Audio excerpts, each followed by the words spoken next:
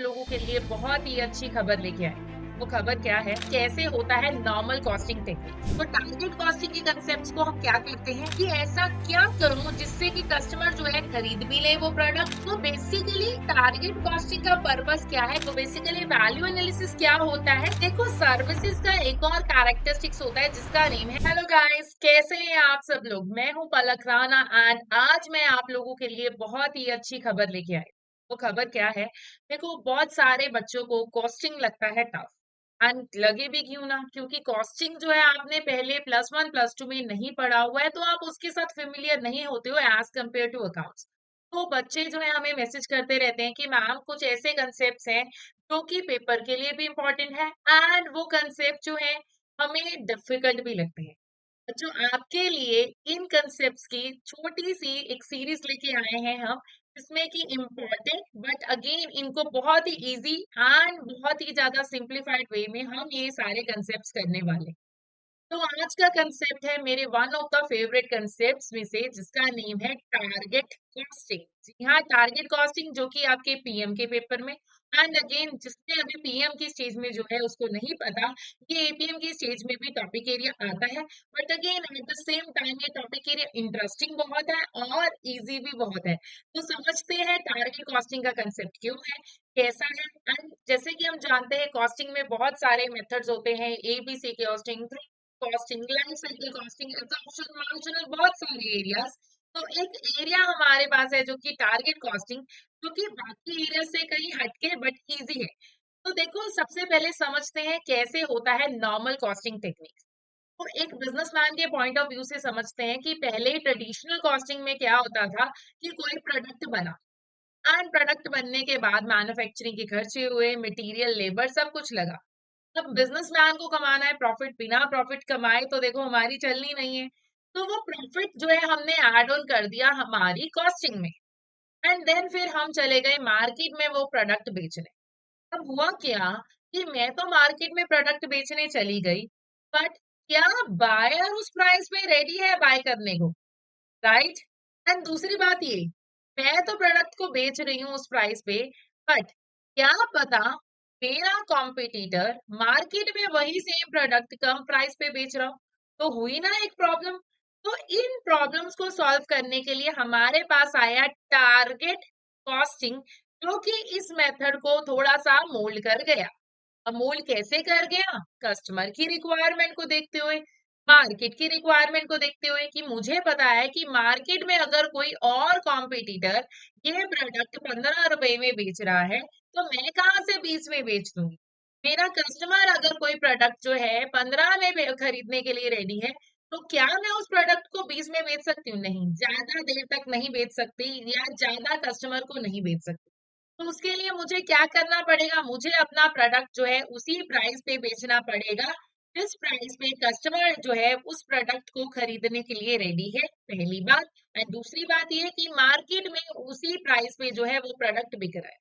अब क्या मैं इतनी बेवकूफ होंगी कि मैं प्रोडक्ट तो कस्टमर को बेच रही हूँ कस्टमर की रिक्वायरमेंट पे, क्या मैं अपना प्रॉफिट कम करूंगी? ये नहीं, बिजनेसमैन है हम, हमने प्रॉफिट कम नहीं करना है। तो प्रॉफिट तो हमने सोचा हुआ है।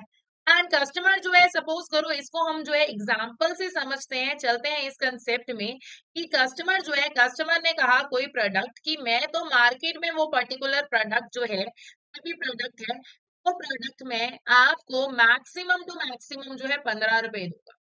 ठीक है, तो यानी कि मेरे लिए सेलिंग प्राइस जो है सिर्फ और सिर्फ मैक्सिमम 15 रुपए है। मेरे लिए जो, अगेन अगर मैं जो ये ये प्रोडक्ट जो था, इस प्रोडक्ट को मैं बेच रही थी 20, right. My selling price was 20 rupees. तो कस्टमर तो इतना ज्यादा तो गैप नहीं करेगा। अब मैं ये सेलिंग प्राइस 20 क्यों कर रही थी? बिकॉज इस सेलिंग प्राइस में 10 की तो मेरी जो थी वो कॉस्ट थी, ठीक है, एंड मुझे 10 का जो था प्रॉफिट चाहिए था। तो मुझे 10 का प्रॉफिट चाहिए था, 10 की कॉस्टिंग चाहिए थी, तो इसीलिए मैं ये प्रोडक्ट जो है 20 पे बेच रही थी। बट कस्टमर कहता है कि मैं तो सिर्फ 15 में ही जो है ये प्रोडक्ट जो है खरीदूंगा। अब अगर कस्टमर 15 में खरीदेगा, 10 की लाइक मेरी कॉस्टिंग है, तो मेरा प्रॉफिट जो है गिर जाएगा। उस केस में मेरा प्रॉफिट कितना हो जाएगा? प्रॉफिट गिर के मेरा 5 का रह जाएगा। क्या मैं ऐसा करूंगी? बिल्कुल भी नहीं करूंगी, और हमें ऐसा करने की जरूरत नहीं है। तो इन एरियाज को लेके हमारे पास एक कंसेप्ट आता है टारगेट कॉस्टिंग, जिसमें कि मैं देखती हूँ कि मेरा कॉस्ट मैक्सिमम टू मैक्सिमम कितना हो, सो दैट कि मुझे जितना प्रॉफिट चाहिए वो प्रॉफिट भी कमा लूं, एंड कस्टमर जितने में वो प्रोडक्ट जो है बेचना चाहता है, खरीदना चाहता है, उतने ही प्राइस में जो है वो प्रोडक्ट जो है मैं कस्टमर को प्रोडक्ट जो है बेचूं। ये कंसेप्ट है मेरा टारगेट कॉस्टिंग का। समझते हैं अब इसको। तो देखो, target costing is a cost management technique used before a product is made.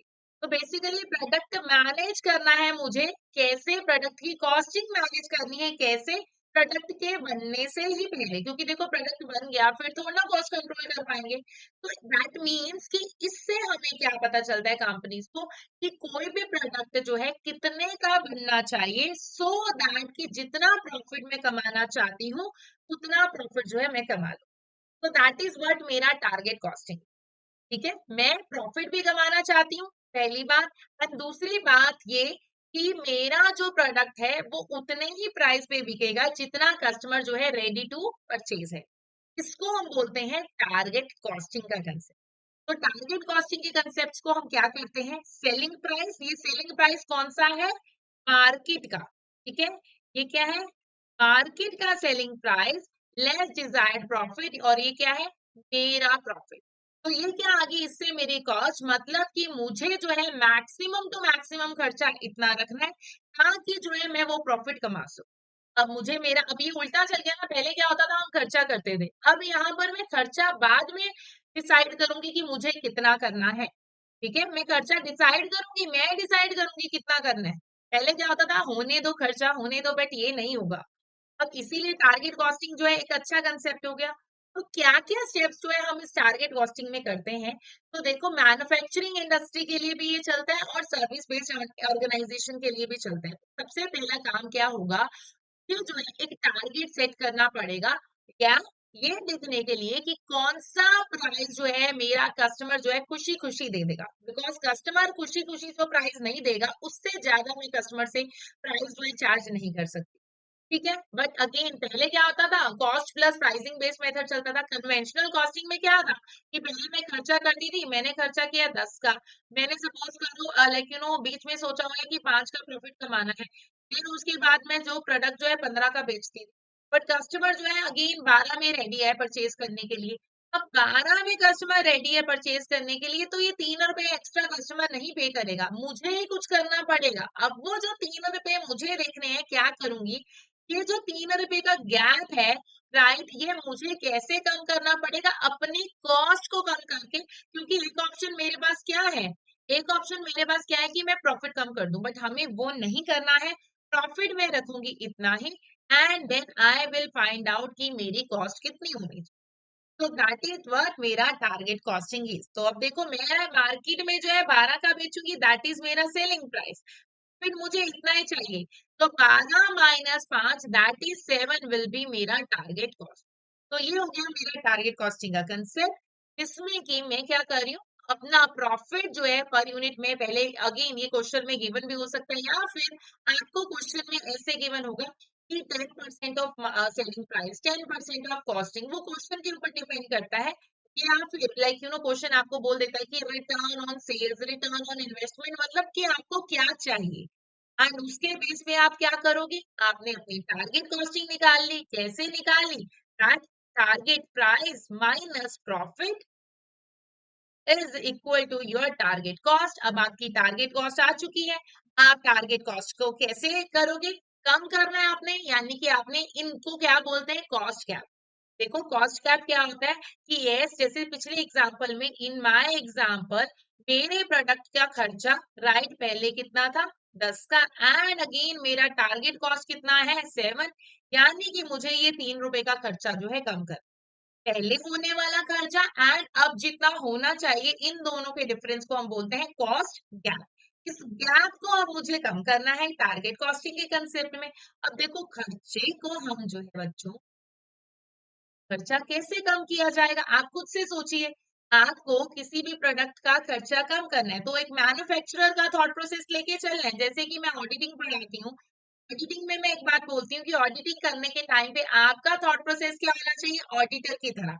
तो जब आप कॉस्टिंग कर रहे हो ना, तो कॉस्टिंग के टाइम पे एक बात ध्यान रखना कि यहाँ पर आपका थॉट प्रोसेस क्या होना चाहिए, मैनेजमेंट के लोगों की तरह। एंड मैनेजमेंट के लोग अपना नुकसान नहीं कराते हैं, वो बहुत ही समझदार लोग। अब देखो, अब कोई भी अगर कॉस्ट गैप है, जैसे कि हमारे केस में था, तो हम क्या करेंगे, इस कॉस्ट गैप को कम करेंगे। एंड उसके लिए हम डिफरेंट डिफरेंट टेक्निक्स यूज करते हैं, क्योंकि वैल्यू एनालिसिस जैसे हो गए एरियाज एंड वैल्यू इंजीनियरिंग जैसे एरियाज हो गए। वो क्या है, हम देखेंगे।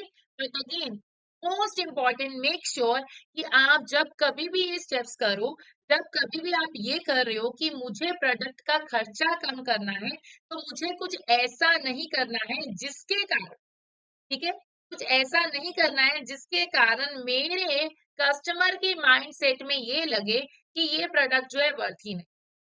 तो that is what I need to consider मेरे प्रोडक्ट के एरिया को लेकर।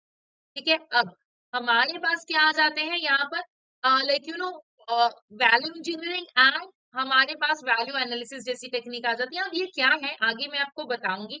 इंजीनियरिंग नाम से वैसे पता चल रहा होगा कि वैल्यू इंजीनियरिंग मतलब कि कुछ नया बनाओ, कुछ नया लाइक टेक्निक यूज करूं एंड वैल्यू। अब देखो, मुझे पता है कि मैं कभी भी जो है लाइक यू नो प्रोडक्ट के लिए, लाइक यू नो, मुझे पता है कि कस्टमर जो है, कस्टमर को कोई प्रोडक्ट बेचना है, तो कस्टमर जो है लाइक प्राइस बढ़ने पे तो नहीं करे। मैं ये देखो, अगर मुझे सपोज करो ये गैप कम करना है, तो प्राइस बढ़ाना मेरे पास सॉल्यूशन नहीं है, क्योंकि कस्टमर ऑलरेडी जो है वो नहीं खरीद रहा है मेरे से, तो वो और क्यों खरीदेगा। तो ये तो आइडिया अच्छा है नहीं। तो बेसिकली बीइंग अ मैन्युफैक्चरर, मुझे सोचना है कि ऐसा क्या करूं जिससे कि कस्टमर जो है खरीद भी ले वो प्रोडक्ट, एंड मेरा जो है प्रॉफिट भी कम ना हो, एंड मेरी कॉस्टिंग जो है वो भी सही रहे। अब उस वाले केस में मैं ये देखूंगी कि कस्टमर के लिए ऐसा नहीं होना चाहिए कि अच्छा, कई बार ऐसे होता है ना कि कोई प्रोडक्ट हमें दिखता है एंड व्हाट वी थिंक कि ये प्रोडक्ट ना सस्ता है। अब पहले ये प्रोडक्ट 15 का मिलता था, अब 10 कर दिया, दैट मीन्स कहीं ना कहीं क्वालिटी ना गिरा दी हो। तो ऐसा सोच कस्टमर के माइंड में आपके प्रोडक्ट को लेके नहीं आना चाहिए। आपको टारगेट कॉस्टिंग में एक इस बात का खास करके ध्यान में रखना है कि आप कहीं चीप क्वालिटी का प्रोडक्ट ना ले आओ, के कारण कस्टमर को लगे कि ये जो प्रोडक्ट है ये तो भैया घटिया होने वाला है। एंड अब देखो, आपने देखो प्रोडक्ट है, प्रोडक्ट में मटेरियल लगेगा, प्रोडक्ट है, प्रोडक्ट में लेबर लगेगी, तो कस्टमर को ये भी ना लगे। अब देखो, कई बार ऐसे होता है ना कि मैं स्किल्ड लेबर के बदले सेमी स्किल्ड या फिर ट्रेनीज ले आऊं। अब देखो, ट्रेनी है तो ज्यादा टाइम भी तो खाएगा, ट्रेनी है, हो सकता है कि उसका क्वालिटी रिलेटेड इशू हो। तो आपको एक बात ध्यान रखनी है कि आप जो है कॉस्टिंग तो कम कर रहे हो, बट कॉस्टिंग कम करते करते क्वालिटी में कॉम्प्रोमाइज नहीं होना चाहिए, अदरवाइज इसका कोई फायदा नहीं है, फिर कस्टमर अगेन आपका प्रोडक्ट जो है नहीं खरीदेगा। तो अगेन आपको जो ये कॉस्ट गैप है कम करना है, but without compromising the quality, and you need to make sure कि आप जो है कस्टमर को जो है खुश रखें। तो अगेन आप क्या करोगे, आप ये देखो, ये देख सकते हो कि कई बार क्या होता है, हम बल्क में खरीद लेते हैं। कई बार क्या करते हैं कि हम प्रोडक्शन वॉल्यूम बढ़ा लेते हैं, जिससे जिससे कि क्या होगा, मैंने वॉल्यूम बढ़ाया, प्रोडक्शन वॉल्यूम बढ़ाया, के कारण क्या होगा कि प्रोडक्ट की लाइक यू नो कॉस्ट जो है पर यूनिट कम हो जाएगी। अब अगेन कई कुछ ऐसे एरियाज होते हैं जो कि मैं ऑलरेडी घर पे बना रही थी, घर पे इन द सेंस कि इन हाउस हम कर रहे थे। अब हो सकता है कि मुझे ऐसे लगता है कि कुछ कुछ पार्ट जो है मैं बाहर से मंगवा सकती हूँ, एंड वो बाहर से मंगवाऊंगी तो उससे क्या होगा कि मेरी सेविंग होगी। कैसे सेविंग होगी, क्यों, क्योंकि मे बी उनका जो है लाइक यू नो प्लांट बहुत बड़ा है, तो वहां से मेरे लिए ऑप्शन है कि यस, मेरी कॉस्ट सेविंग हो रही है। एंड अगेन कुछ ऐसे खर्चे होते हैं जो कि फिक्स होते हैं, कुछ ऐसे वेरिएबल होते हैं, तो मुझे वो देखना पड़ेगा कि कुछ ऐसे खर्चे जो है मैं कंबाइन कर लूं जिससे कि मेरा फिक्स खर्चा कहीं और कवर हो रहा। तो बेसिकली टारगेट कॉस्टिंग का पर्पस क्या है, खर्चा कम करना, गैप कम करना, कॉस्ट गैप कम करना विदाउट कॉम्प्रोमाइजिंग द क्वालिटी। मतलब कस्टमर को ऐसा नहीं लगना चाहिए कि प्रोडक्ट की जो है वैल्यू जो है कम हो रही। एंड दैट्स व्हाई हम क्या करते हैं, प्रोडक्ट का वैल्यू एनालिसिस करते हैं। दैट मीन्स कि मुझे क्या करना है, प्रोडक्ट में ये देखना है कि ऐसा कौन सा फीचर मैं कम कर सकती हूँ जिसके कारण कस्टमर को ये नहीं लगे कि इस प्रोडक्ट की वैल्यू कम हुई। And value analysis, value engineering जैसे टेक्निक्स जो है हम यूज करते होते हैं इसमें। अब जैसे एक छोटी सी एग्जांपल, रियल लाइफ एग्जांपल अगर हम लें, मुझे पता है कि मैं कोई प्रोडक्ट जो है बेच रही हूँ एंड उस प्रोडक्ट की फैंसी पैकेजिंग है, पैकेजिंग फैंसी है, बट हो सकता है कि कस्टमर के लिए वो वैल्यूएबल नहीं है और उस फैंसी पैकेजिंग के कारण कस्टमर को 1,000 रुपये एक्स्ट्रा देना पड़ा। कस्टमर कहेगा ठीक है कोई बात नहीं, आप प्राइस कम कर दो, मुझे जो है एक्स्ट्रा फैंसी पैकेजिंग नहीं चाहिए। अभी जैसे फेस्टिव सीजन है, तो फेस्टिव सीजन आएगा, बहुत सारी पैकेजिंग गिफ्ट्स वगैरह एक्सचेंज होगी, तो कुछ लोगों के लिए फैंसी पैकेजिंग की वैल्यू होगी, कुछ लोगों के अंदर उसके अंदर निकलने वाली गिफ्ट्स की वैल्यू होगी। तो यस, अगर कस्टमर, अगर आपको लगता है कि उसके लिए वो फैंसी पैकेजिंग, बहुत ज्यादा फैंसी पैकेजिंग मैटर नहीं करती है एंड उस फैंसी पैकेजिंग की कॉस्ट को कम करके बट आप क्वालिटी मेंटेन कर सकते हो, तो that is a case of value engineering. कि आप जो है, आप वैल्यू एनालिसिस कर रहे हो कि कौन सा एरिया आपके लिए जो है वैल्यूएबल है, आप वैल्यू वाली एक्टिविटी रख दोगे कि हाँ, प्रोडक्ट के अंदर का जो लाइक पैकेजिंग के अंदर का जो मटेरियल है, जो गिफ्ट है, वो अच्छी क्वालिटी का होना चाहिए। So that is what value analysis is. अब गाइस देखो, value analysis, it's a technique in which firm, product and may be of those of competitor are subject to critical and systematic examination by small group of specialist. तो basically value analysis क्या होता है, specialist लोग बैठते हैं, वो देखते हैं, या फिर हमारे कॉम्पिटिटर भी देख सकते हैं। देखो, हमें अपने कॉम्पिटिटर का भी एनालिसिस कर सकते हैं कि ऐसा क्या है उसके प्रोडक्ट में कि लोग जो है उसके प्रोडक्ट को देखते हैं। तो ये होता है मार्केट में, ऐसे होता है। अगर आपने कभी कभी सुना हो, तो बहुत बार क्या होता है कि लोग ना कॉम्पिटिटर का प्रोडक्ट खरीदते हैं एंड उसको डीसैम्पल करते हैं, देखते हैं कि उसमें क्या है। अगर कोई खाने पीने वाला आइटम होता है तो उसको खा के टेस्ट करके देखते हैं कि ऐसा क्या स्पेशल है जो कि लोग उसके पास जा रहे हैं, ऐसा क्या एक्सपेक्टर है। तो बेसिकली हमें, जो हमारे ये डिपार्टमेंट्स होते हैं ना, इनका पीछे बैकएंड पे यही काम होता है, स्पेशलिस्ट बैठते हैं, वो डिजाइन करते हैं, प्रोडक्ट को दोबारा से रिक्रिएट करते हैं, कंसीडरिंग दिस वैल्यूएशन। तो that is what value analysis. अब देखो, वैल्यू एनालिसिस तो हो गया। अब देखो, दैट मीन्स कि मैं क्या कर रही हूँ, कॉस्ट गैप को कम कर रही हूँ, but with the help of getting the cost advantage. अब कॉस्ट एडवांटेज में देख सकती हूँ कैसे, हमने ऑलरेडी बात कर लिया, हम एक्सपीरियंस काम में जा सकते हैं, हम बल्क में परचेज कर सकते हैं, हम जो है न्यू इनोवेटिव न्यू टेक्निक लेके आ सकते हैं। तो मतलब किसी भी तरीके से मुझे जो है प्रोडक्ट की कॉस्ट कम करनी है without compromising the quality in case of target cost. तो टारगेट कॉस्टिंग हमारा क्या था, एस्टिमेटेड सेलिंग प्राइस, जो कि मेरा मार्केट वाला सेलिंग प्राइस था, उसमें से मुझे जो है प्रॉफिट कम करना है, जो कि प्रॉफिट मैं कमाना चाहती हूँ। Then I will get my target cost, and ये टारगेट कॉस्ट और जो मेरी पहले टारगेट कॉस्ट, जो मेरी पहले कॉस्ट होती, दोनों का difference is my cost gap, and इस गैप को मैं कम करूंगी with the help of these techniques. And in techniques को क्या बोलते हैं, वैल्यू एनालिसिस। तो हम जो है वैल्यू एनालिसिस करेंगे अपने प्रोडक्ट का। तो देखो, अब मेरे प्रोडक्ट का वैल्यू एनालिसिस तो हो गया। अब देखो, वैल्यू जो होती है ना, लाइक कई बार ये वर्ड हम बहुत कॉमनली यूज करते हैं, ये मेरे लिए वैल्यूएबल नहीं है। जब कभी भी हम शॉपिंग करने जाते हैं तो हमें ऐसे लगता है ना कि कभी कस्टमर्स के सामने शॉपकीपर ने कोई प्रोडक्ट का प्राइस बोलता, तो हम कहते हैं नहीं भैया, इसकी इतनी वर्थ नहीं है, ये इतना वैल्यूएबल नहीं है। तो हमें वो कैसे पता चलता है कि किसी पर्टिकुलर प्रोडक्ट के लिए मैं उतने पैसे देने के लिए रेडी हूँ, हमें उसकी अकॉर्डिंगली उसकी वैल्यू लगती है। तो दैट मीन्स वैल्यू एनालिसिस में मैं दोनों use value and esteem value जो है देखते हैं। अब मैम, आपने वर्ड यूज किए use value and esteem value, तो मैम ये भी समझा दीजिए कि क्या होता है ये एस्टीम वैल्यू, क्या होता है ये हमारा यूज वैल्यू। देखो, हमारे जो भी प्रोडक्ट है बच्चों, कितने भी प्रोडक्ट है, तो हर प्रोडक्ट में वैल्यू के रिगार्डिंगली अगर मैं बात करूं तो चार तरह की वैल्यू होती है, जिसके बेस पे किसी भी प्रोडक्ट का प्राइस एंड उसका फीचर जो है डिसाइड। एक्चुअली रियल में यही होता है कि there are total four types of values, जिनके बेस पे प्रोडक्ट का फीचर एंड उसकी जो है कॉस्टिंग जो है हम डिसाइड करते हैं। तो वैल्यूज क्या है, हमने तो अभी दो की बात की, तो मैम बट चार कहाँ से आई। एक वैल्यू है हमारी cost value. This is the cost incurred by the firm incurring the product। तो मतलब कि कॉस्ट incurred, जैसे कि सपोज करो मैंने कोई प्रोडक्ट बनाया या कोई सर्विस दी, तो बनाने के टाइम पे जो मैंने एक्चुअल में खर्चा किया, दैट इज मेरा कॉस्ट वैल्यू। अब इसके लिए एक एग्जांपल लेते हैं। सपोज करो मैंने एक फोन बनाया। फोन को बनाने के लिए मेरा खर्चा आया 15,000 रुपए का।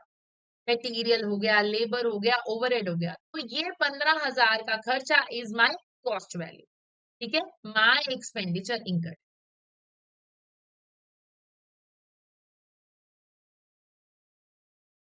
अब दूसरी बात मैं करती हूँ exchange value. This is the amount of money that consumers are willing to exchange to get the product. अब देखो मैंने ये प्रोडक्ट जो है बनाया 15,000 का था। ठीक है, अब मैं 15,000 का प्रोडक्ट बना रही हूँ, बट कस्टमर जो है इस प्रोडक्ट के लिए कितने पैसे देने के लिए रेडी है, दैट इज मेरा एक्सचेंज वैल्यू। एक्सचेंज कर रही है ना, मैं कस्टमर को दे रही हूँ तो कस्टमर उसके बदले मुझे पैसे दे रहे हैं। सो दैट मीन सपोज करो कस्टमर इज विलिंग टू पे मी 25,000 फॉर दैट स्मार्टफोन, क्योंकि उसको लगता है कि इसका वर्थ 25,000 का है, बेस्ड ऑन की वो ब्रांड वैल्यू है, based on the given feature. तो ये क्या हो गया मेरा एक्सचेंज वैल्यू। ठीक है, क्या हो गया मेरा एक्सचेंज वैल्यू। अब तीसरी बात पे आते हैं। तो तीसरी बात क्या है हमारी, है यूज वैल्यू। अब देखो फोन की बात है, फोन का हर एक के लिए अलग अलग यूटिलिटी फंक्शन होता है। So it is based on the utility function, utility या फिर हमारा function that the customer is getting from using that product. ठीक है, कस्टमर जो है उस फोन को यूज कर रहा है तो उसको उससे क्या फायदा हो रहा है। देखो सपोज करो मैं अगर अपनी बात करूं, ठीक है, आपको पता है हम यूट्यूब पे जो है वीडियोस वगैरह बनाते हैं, तो मेरे लिए मेरे फोन का क्या काम है, लाइक आप सब जो वो लोग जो है फोन कॉल्स के लिए यूज करते हो, मैसेजेस के लिए यूज करते हो, व्हाट्सअप हो गया, फेसबुक हो गया, मुझे पता है ऐसे ऐसे एरियाज हो गए। तो अगेन उसके अलावा मेरे लिए पिक्चर हो गया, वीडियो क्वालिटी हो गया, ये सारे एरिया के लिए। तो दैट इज मेरा यूज वैल्यू, कि मुझे लगता है that I own iPhone just because of कि मेरे को वो लगता है लाइक मैं लाइक कि उससे मेरा यूज वैल्यू क्या है कि मेरी वीडियो शूटिंग में वो हेल्प करता है। तो दैट इज उसके लिए मैं एक्स्ट्रा पैसे देने के लिए रेडी हूँ। तो दैट इज यूज वैल्यू कि हाँ इतना मेरा काम आ रहा है, इतने सारे काम कर रहा है, बिजनेस मीटिंग्स हो रही है, कुछ भी है, तो दैट इज मेरा यूज वैल्यू। अब लास्ट वैल्यू क्या होता है, एस्टीम वैल्यू। एस्टीम क्या होता है, सोशल स्टेटस से रिलेटेड होता है। Status associated with owing a phone. अब ये क्या होता है, लाइक यू नो ये हमारी ऐसी होती है परसीव्ड वैल्यू भी इसको बोलते हैं। परसीव्ड वैल्यू मैं इसको लिख देती हूँ, PERCEIVED।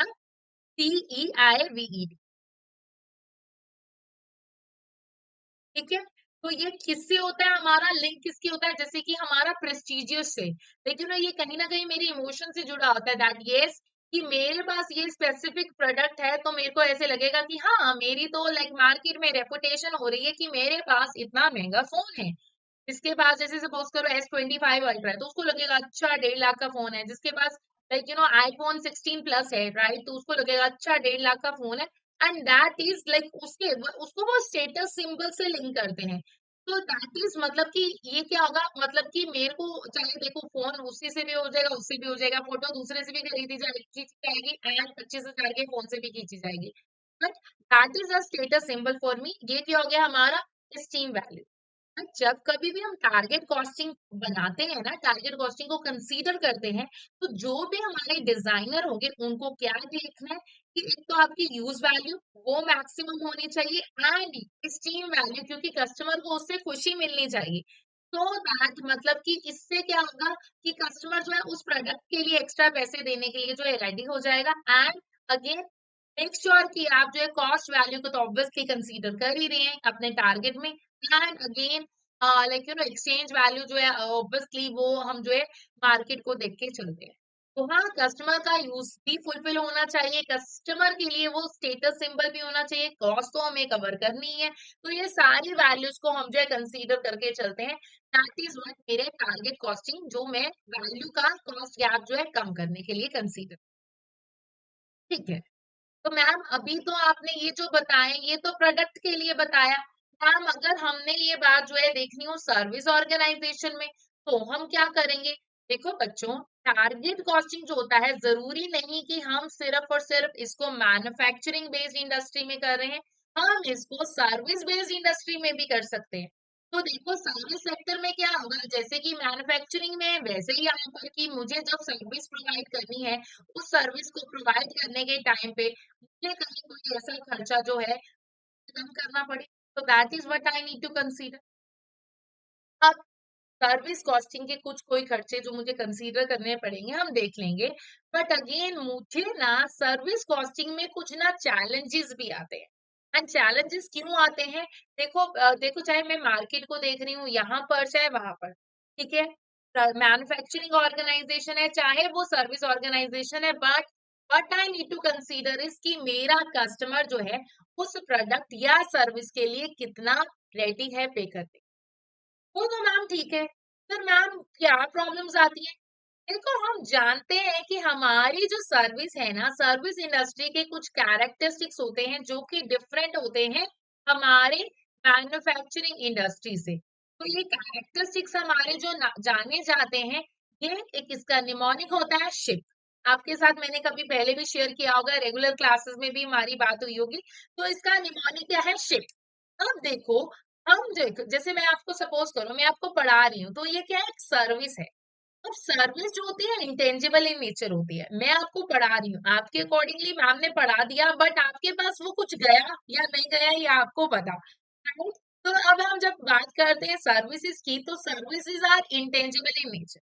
हाँ देखो उस वाले केस में हमारे के लिए डिफिकल्ट हो जाएगा कि इसके इस पर्टिकुलर सर्विस के लिए कितना चार्ज करना चाहिए, क्योंकि अब देखो प्रोडक्ट है, प्रोडक्ट तो हाथ में, जैसे सपोज करो मेरे हाथ में लाइक मेरे हाथ में फोन है, राइट?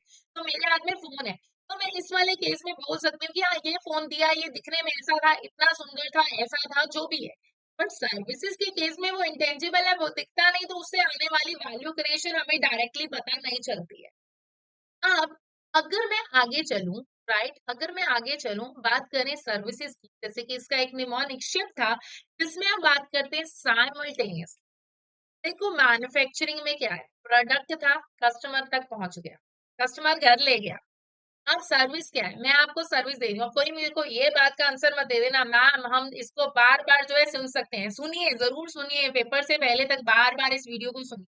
बट अगेन यहाँ पर हम अगर बात करते हैं, तो सर्विसेज के केस में सर्विसेज क्या चलती है? साइमल्टेनियसली चलती है। मैं आपको सर्विस प्रोवाइड कर रही हूँ एंड आप साथ साथ उसको कंज्यूम कर रहे हो। जैसे कि अगर हम पार्लर सर्विसेज की बात करें, हम हॉस्पिटल सर्विसेज की बात करें, तो वो क्या है? मैं आपको सर्विसेज प्रोवाइड कर रही हूँ एंड आप जो है साथ साथ उसको कंज्यूम कर रहे हो।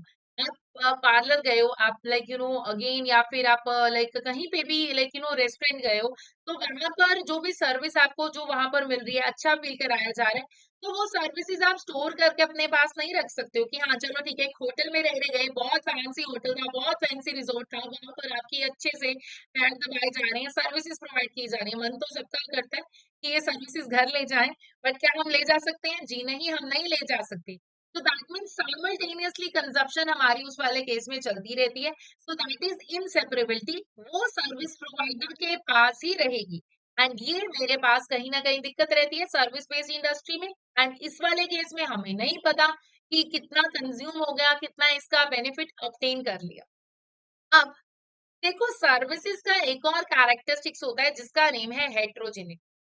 अब देखो मैं लाइक आप सबको पता है पिछले 5 से 7 सालों तक लाइक मैं पढ़ा रही हूँ, सीए भी पढ़ाया, एससीए भी पढ़ाया। एंड हर बैच में ना लाइक हर टॉपिक एरिया में डिफरेंट एग्जाम्पल आते। सीरियसली हर बैच में हर टॉपिक, सेम टॉपिक एरिया मैंने कम से कम 50 से 60 बार पढ़ाया होगा, और हर बार डिफरेंट एग्जाम्पल आई होगी, डिफरेंट अप्रोच, कई बारी आई विल बी लो, कई बारी आई विल बी हाई, है ना? तो ये डिफरेंट है।